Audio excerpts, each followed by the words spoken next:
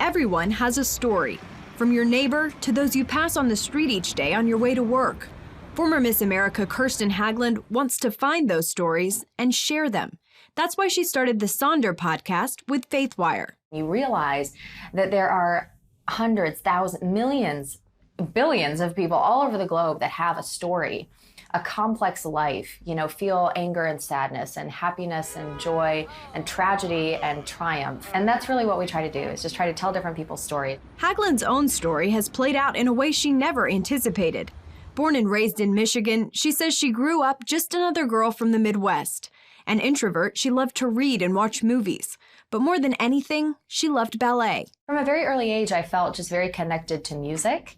So dance felt very natural to me because it was really a way of becoming one with the music. As much as she loved it, however, the intensity and competition began to isolate her. I was in ballet 7 days a week, most weeks, especially leading up to performances, Nutcracker and spring performances, etc. In the ballet studio 3-4 hours a day, and then Thursday nights, Friday nights, all day Saturdays, Sundays. In that isolation, Hagland began to develop body image issues, which led to years of battling an eating disorder.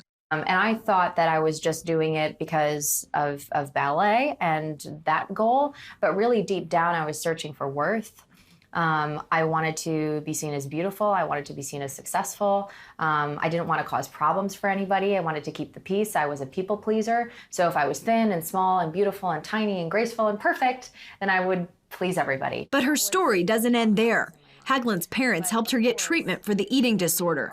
However, it took a personal revelation for her to choose to truly accept the help. I was on a treadmill and I was running and I almost blacked out and fell. And it was hugely frightening for me because I'd never been out of control of my body before, ever in my life.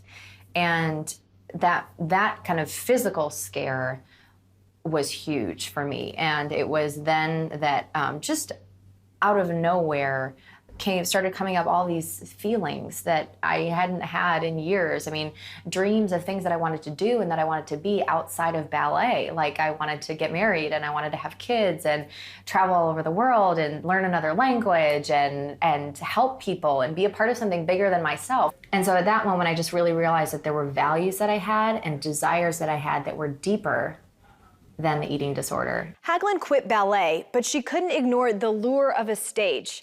She planned to pursue musical theater with dreams of Broadway.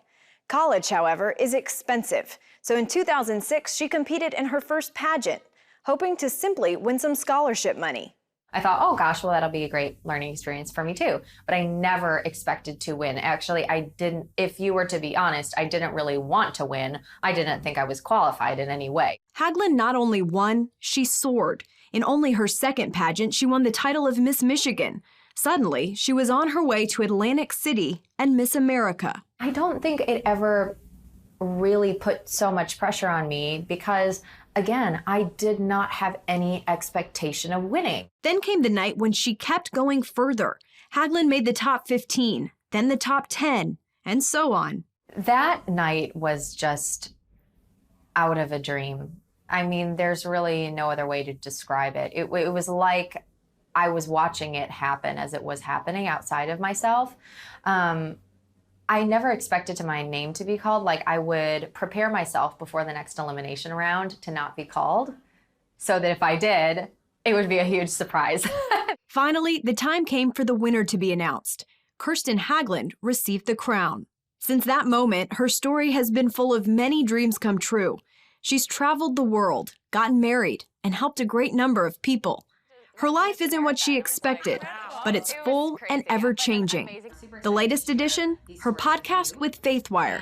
She hopes to give listeners a brief window into other people's experiences that may just help them in their own. What I hope is that telling those people's stories gives people the space to have trials of their own and to have challenges. And to realize that that doesn't mean that you can't ever get to where you want to go. It doesn't mean that you're worthless. It doesn't mean that you don't have a future. It doesn't mean that your potential is ruined. It doesn't mean because plan A doesn't work out that plan B isn't 1,000 times better. Just giving people the space to be human without the expectation of perfection. Caitlin Burke, CBN News, New York.